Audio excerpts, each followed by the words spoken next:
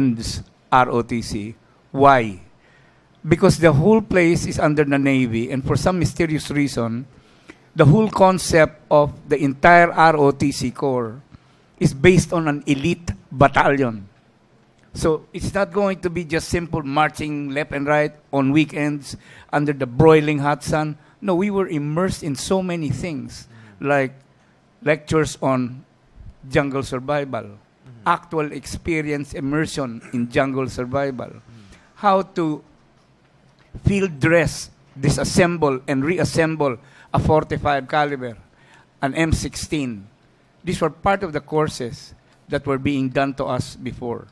And it included field trips to the PMA, to the other sources like the general, the arsenal at Bataan. No? So it's a little sprinkling of everything that you need to know to have a very, very basic idea of what the military is all about.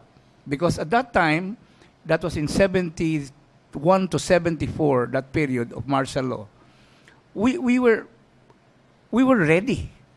In case anything would happen, that portion of our population were ready to go to action if needed.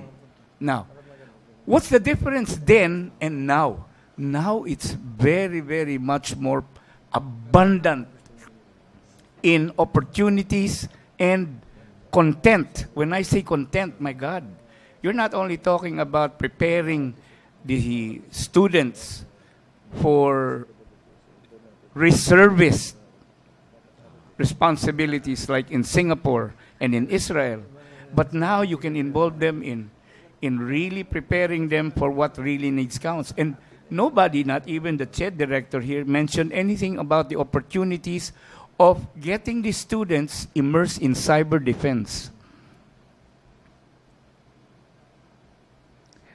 The reservists that we have right now under J9 are toying with the idea of using reservists as virtual eyes and ears of ISAP. Okay. Using the internet, reporting videos and reports through internet cafes or through smartphones. And that's how it's so easy now to assemble reservists to go to a particular area or general assembly simply because of the smartphone and the internet and all this social media stuff. That's why when you say now, how do you make the ROTC interesting? I think you should standardize the syllabus into making it more interesting to the student. Like, for example, can you right now, if I was going to throw the question, can you apply the basic principles of Pokemon Go into a military exercise? I guess that question, what the hell is Pokemon Go? All right? It's a popular game right now which is irritating even the Catholic Church. All right? So, I end my 10 cents worth of... because if it's just a matter of saying, how do we make it interesting to the student? It requires simple imagination. And boostering the syllabus to a point wherein you ask the students and say, how can you make this interesting for you? What will make you attend this thing on Saturdays and Sundays? And this is a 2-year opportunity. As far as I'm concerned, if you abbreviate the course structure of the National Defense College of the Philippines into 2 years, there you go. You have the ROTC program. Thank you very much. Galing. Palakpakan naman natin. Next to us is Past President Bet Directo. May sasabihin ka, Bet? Yan. Bigay mo yung microphone kay Bet at mapakinggan yan on air. No. I was just wondering kasi when I was in college, talaga namang after high school, you go, if you're a guy, you go to ROTC, di ba? So we were just wondering how come NSTP was set up and then they made ROTC an option instead of something that people should really go for. Kasi nga, it instills patriotism in people's hearts. Ngayon wala na tayong ROTC, kaya mga kabataan natin, they're not patriotic at all. They don't care about the country. All they care about is themselves. Why? Kasi walang nag-i-instill ng values. Sabi nila, NSTP is value formation. Pero actually, Okay, what do given a choice, would you choose ROTC? Di ba they always go the easier route, which is literacy training or the civic? Yeah. Ganon ang ginagawa nila. They choose the easier route. And that is the wrong way to go. I guess I'm all for ROTC. Coming from a military family, I'm sorry, Director, pero coming from a military family, I would rather use an iron hand for my son, actually, to be patriotic. Kasi kung hindi natin sila gagawin, matigas ang ulo ng bata nowadays. Not like when we were young, whatever our teachers tell us, that's the law. Iiyakan ko, mami ko, sabi ng teacher ko kasi di ba? Because I looked up to my teacher. Sana ganon din tayo ngayon. Sir, natin yan, direct, Wilson. sana. Would you like to react, Director? Okay lang. Sige. The same ang frequency natin eh. Si Tina naman. After kay Tina, yung mga students. Of course. Well, actually, sir, I also like Miss Beth Directo. In my case, I have been raised from a U.S. Military family, so Air Force. So, sa States, when you reach a certain age, whether you like it or not, kahit sino ka, ano ka pa, talagang papasok ka. Hindi ba pwedeng hindi? Hindi ba pwedeng may choice? There's no such thing as choice. Di ba? Makukulong ka eh. Makukulong ka. Oo. So, doon talaga, pag sinabi mong talagang yung flag, yung American flag, talagang may respeto yun. Dito sa atin, kita mo nga, nagtataas ang flag ng Pilipinas yung mga kabataan sige lang, diretso pa rin sa Pokemon, di ba? So, kulang tayo ng disiplina per se. So, kung ako ang tatanungin, parang there's no choice. Basta, ito, dumating ka sa edad nito, whether you like it or not, you have to go, you have to draft yourself. For me, ganun lang kasimple. Yan choice na yan, masyado pang maraming pinagpipilian O basta kung batas, pagdating mo ng ganitong edad, doon ka. O you have no choice but to love your country. That's so simple as the way it is. Thank you, Tina. Palakpakan naman natin si Tina. And may mga tanong ba galing sa students natin from PUP? Hello, good afternoon, sir. Good afternoon, everyone. Mascom students sila. Yes, sir. We're broadcast communication students from Polytechnic University of the Philippines. And as to what you guys, ladies and gentlemen, you've been telling us, of course, we're very guilty about everything that you were telling us because PUP is one of the most prevalent, one of the universities where LFS, for instance, and all of those communist and leftist groups are very prevalent in numbers because we're really rich in that. Like every day, there's a lot of people rallying down there. Like sometimes you will be having your examinations, and you would see those people rallying, naked, running around. It's a normal thing with us. It's a normal thing in our university. But I have some little problems with that because, as ladies and gentlemen, we've been hearing a lot of these point of views very contradictory to the narrative that was fed to us in our university. And this, I believe, something very important for us, for you also, to know about, because I felt like this is something that sometimes the government is blinded to, like the things that was fed to us. Like, for instance, LFS would always go room to room every single day. Like, when you go to first day, onset of my first day in college, there are people telling me that you have to rally in Mendiola, and I thought that was a requirement for my professor, so I went to Mendiola and rallied there. They gave me a placard without even me knowing what the hell's written in that particular placard. So I felt like these are the things that I think worthy of hearing from the side of the government. Few questions regarding that particular ROTC, because we also recognize that, yeah, it instills patriotism, just like what Ma'am Tina said, or Dr. Ben have already stated, and everyone else from the panel. But we also have to recognize that the youth that we have today are more embracing of the idea of choice, most especially that this is not the generation that the previous or the old ones, or at least the matured ones, used to live. Yeah. Yes, ma'am. Yes, ma'am. Yes, ma'am. We do recognize that particular. We do recognize that that has to change, or if you think that that is not a very good thing. The question is actually, this is not a statement. This is a question. Like, sir, coming from the Commission of Higher Education, how will you strike a balance between these particular prevalent narratives that we always have to uphold our choices, for instance, versus the idea that we always have to cater the greater good, which is, of course, to instill patriotism to everyone else? That's the first question. How will you make a counterbalance to that? Secondly, it's more of the mechanism, sir. Kasi I felt like the problem is yung actually the calibration itself, just like what Sir already stated. Because case on point in PUP, there's a lot of students who have been subjected to the wrong or the wrongdoings of the ROTC, which is why a lot of students in PUP are discouraged to go and enroll in ROTC. Like, how will you like at least do a thing about that?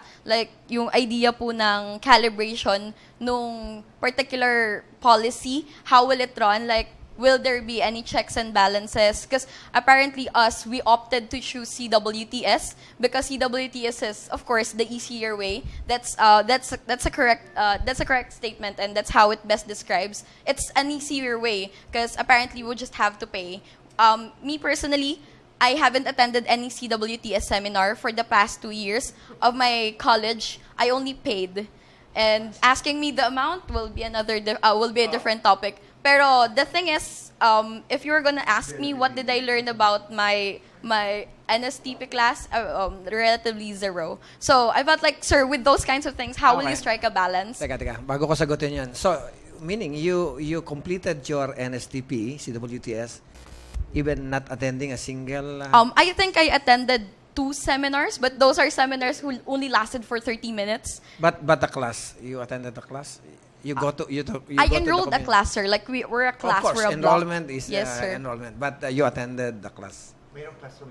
No class was... Walang class. No class has happened. Walang community immersion. No class has happened. Actually, sir. walang community talaga sa NCR eh. Yes, sir. Usually, ang destination nila outside muna. At Yes, saka sir. nakikita ko nga yun na kung ako yung administrator ng isang universidad at saka ng isang kolehiyo, mas gugustuhin ko na yung mga estudyante ko ngayon ay papasok sa CWTS at saka CWS.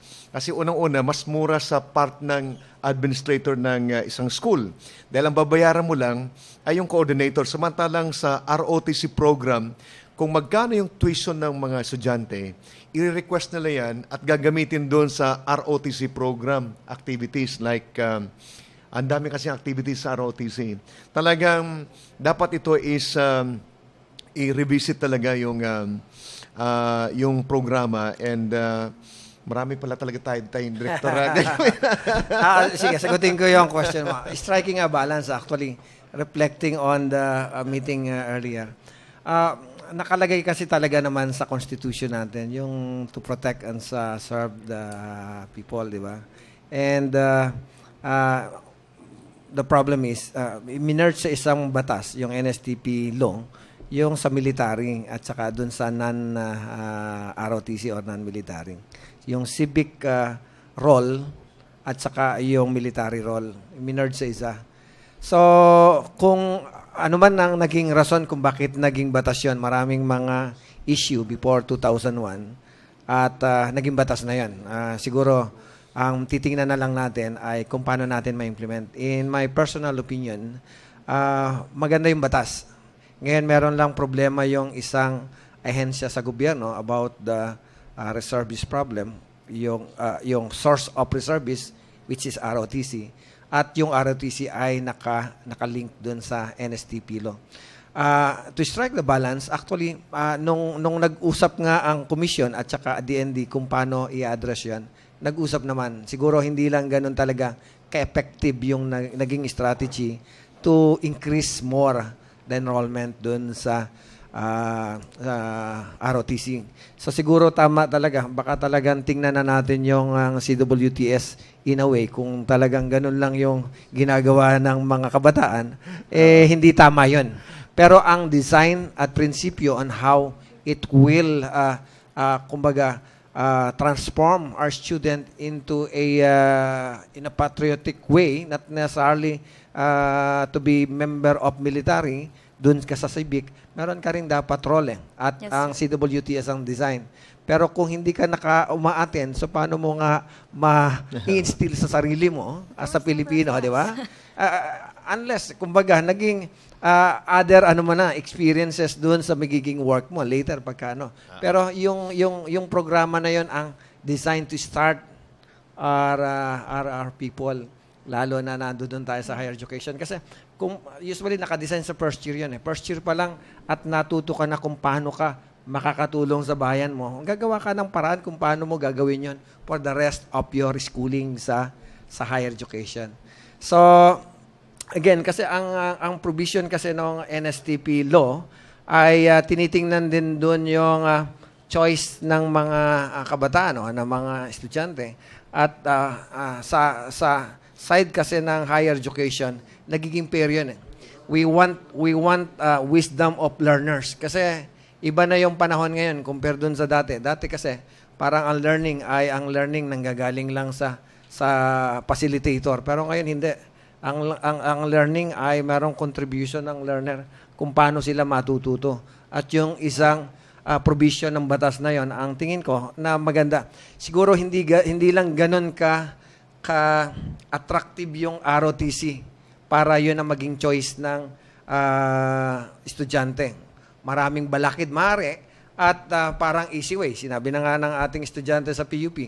So titingnan natin yon. At yung interim, tama naman. Kami naman sa commission, open kami doon sa strengthening. Hindi kami nakasarado na, sige, hindi dapat mandatory yan. So yung challenge for the commission to DND and TESDA, pag-uusapan natin kung paano natin mababalance yan at address yung problem of the DND. So kasama yon. Of course, lalo na yung nabanggit mo, dapat ma-address yan dahil kung ako sa commission, hindi naman ako papayag na makakakuha ka ng completion sa NSTP na hindi mo totally na-achieve yung learning na dapat na-achieve mo sa CWTS. Follow-up question lang po regarding that. Like, just a disclaimer, like, it's a very isolated case of mine. Like, I'm not saying that all of the people who underwent CWTS naman underwent the same exact scenario.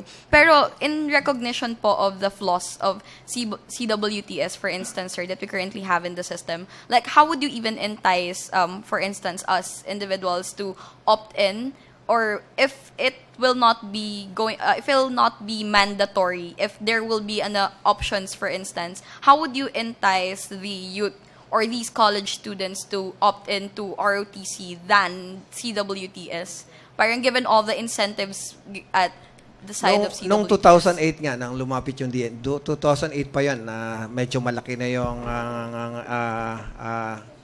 less ng enrollment ng ROTC, 2008. Nag-usap na nga kami at tingnan natin from the provisions of the NSTP law kung anong po pwede natin gawin. Ang isang nakita nga ay yung magkaroon muna ng common module ang lahat ng estudyante at in 25 hours tingnan kung ano ba talaga ang gusto nila para mas balance sa estudyante or mas meron silang information or arm sila of information kung ano yung magiging choices nila. In that regard, siguro that's fair process of giving the choice to the student kung saan talaga opt. Siguro hindi pa rin nagtuloy-tuloy doon. Gawa ng yung information minsan na nakukuha namin sa mga estudyante, gusto rin nilang pumunta sa ROTC. Pero minsan medyo mas magastos yung uniforme. Hindi na-offer. Hindi na-offer. Totoo yan. Hindi na-offer sa school. Sa school. Hindi siya kasama sa 3 choices. 3 choices. Totoo yan. Actually, may mga report ganyan eh. Yung binanggit ni Pauline, na-validate lang yung mga reports na dumarating sa amin eh. Kasi kanina, sabi ko is i-validate, ano? But ngayon, mismo yung hindi ko na-expect na ito ay nangyayari din ito sa school sa Metro Manila. Akala ko lang sa mga probinsya. Kasi yung report nga na after mag-check ng attendance, dispersed na sila, no? Wala na. So, talagang kung ikaw nga naman ang estudyante, mas gugustuhin ko na mag-enroll doon sa CWTS saka CWS. So, pwede ba kaya sa director sa CHED, magkaroon tayo ng parang kagaya sa Armed Forces na mayroong IG, yung Inspector General, na sila yung bumababa, tapos na nagkakandak sila ng mga spot na inspection doon sa programa. At pag mayroong problema, baka pwedeng i-terminate yung program na yan and mag-offer ng ibang program, which is, I'm sure, yung mas nakakasigurado tayo sa ROTC because meron tayong mga opisyal galing sa AP na mayroong mandate na mag-supervise. Kaya nga, titingnan ko dito, Director, is baka pwede na magkaroon tayo ng advisory committee or, committee nga sa national level para pinag-uusapan ito and then gamitin natin yung facility ng Armed Forces para tingnan kung gaano ka-responsive yung programa ng CWTS at saka ng CWS doon sa pangailangan ng panahon ngayon kasi mayroon tayong HADR na ngayon. Paano natin ito tutugunan? Kasi ang calamities, disaster ay nandiyan na. Every now and then, lumalabas yan eh.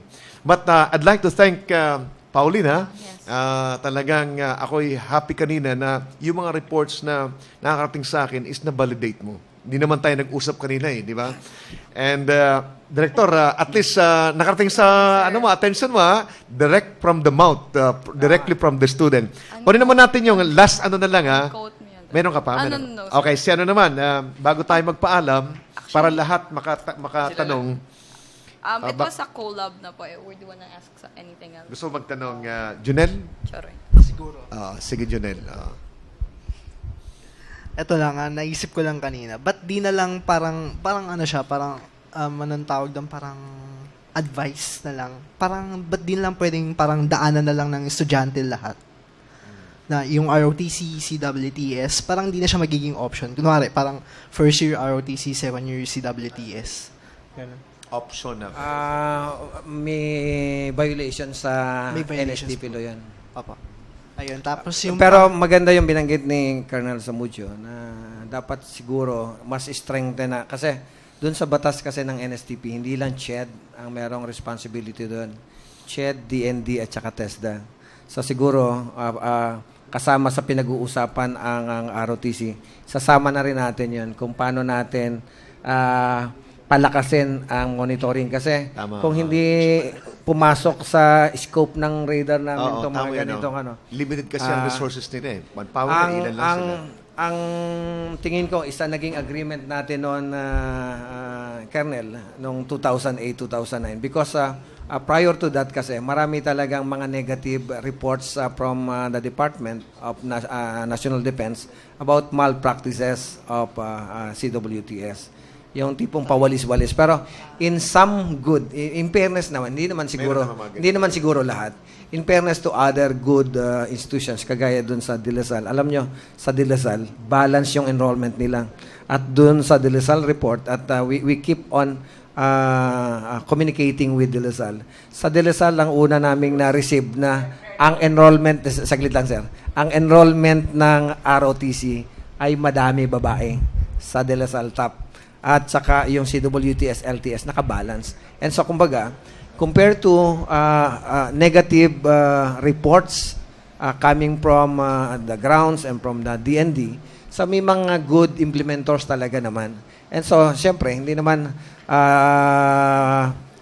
pwedeng tingnan lang natin yung good implementors. Kailangan i-address din natin yung hindi magandang implementation at ang tingin namin ay kung mairi-report sa amin appropriately, we can address. So since now we have information sa PUP at kilala ko yung mga coordinator sa PUP, siguro we have to sit down with PUP. Hindi kasi... Hindi naman. Hindi ka naman mako-quote kasi naka-on ano ka naman. But anyway, Pero hindi, ang importante naman doon, sa amin naman kasi ay ma-confirm lang yung mga lapses, yung mga weaknesses. We have to address kung paano natin may strengthen. pero alam mo, director rin natin masisisi yung PUP kasi sa dami ng estudyante. Napakadami ng estudyante. Tapos kakaunti yung coordinator. Baka pwedeng tingnan din yan. Okay, inabot na tayo ng oras but last comment na lang. Okay? I just wanted to simply comment, sir, that in LaSalle, if you don't take your ROTC, you don't graduate, period. Okay. That's it. That was the only incentive. You either take it or you don't graduate. That's it. Sayang nga eh. Okay, mga kaibigan, tunay hong napakaganda ng ating pinag-uusapan pag ang interest ng bayan ang pinag-uusapan natin. But of course, bago tayo magpaalam, parting statement muna sa ating iginagalang at pinagmamalaking guest ngayon na nagkataong classmate ko pala siya dapat sa Philippine Air Force Flying School class of 1992. Kaya lang, for one reason or another, ay hindi po natuloy. But classmate, thank you very much for coming. Naging patriot pa rin ako. Sa gobyerno pa rin ako napunta. So, classmate pala kami. Of course, salamat, Colonel Samucho, for the opportunity of be a guest in your program. Of course, tayo ay pare-pareho na sa gobyerno at ang hangarin natin ay makapagsilbi sa ating publiko. At kung may mga panawagan para sa ROTC, palakasin ng ROTC, ang commission ay committed at ang aming chairperson ay nakikipag-usap sa Malacanang at saka sa DND about how we can support that statement. Of course, ibabalance din natin. Habang walang batas na makakapagmandato, kailangan kasing magkaroon ng bagong batas, ay pinag-uusapan pansamantala ano ang mga hakbang na dapat gawin para mas may strengthen natin yan. At yung lahat ng mga kuro-kuro, mga impormasyon na pupwedeng bumalangkas sa aming mga programa ay gagawin natin para makasagot sa panawagan ng Presidente. Salamat po. Thank you very much. Director, palakpakan po natin si Director. Mga kaibigan, ang bansa po natin ay tunay pong naharap sa isang napakakomplikadong security situation. At sa panahong ito ay, ang tingin ko ay dapat ibukas po natin yung ang ating pananaw, yung ating sarili doon sa posibilidad na ibalik po natin yung ROTC as a mandatory requirement for all students. Wag muna natin yung isara. Dapat to ay makinig muna tayo, pakinggan po natin yung mga kuro-kuro, yung mga inputs galing po sa iba't ibang mga sektor. Baka sa pagbubukas ng ating kaisipan ay masagot natin yung solusyon sa napakakomplikadong sitwasyon ng panahon ngayon. Meron tayong problema sa disaster, calamities, meron tayong West Philippine Sea, meron tayong problema sa loob, at ang ating mga kabataan ay unti-unting kinakain na rin ng iba't ibang mga bagay na nakakasira sa ating society. So baka pwede nating buksan yung ating kaisipan. Maraming salamat po sa inyong pagsubaybay. Ako po si Colonel Gerald Samudio, past president po ng Rotary Club of Camp Aguinaldo. Maraming salamat po.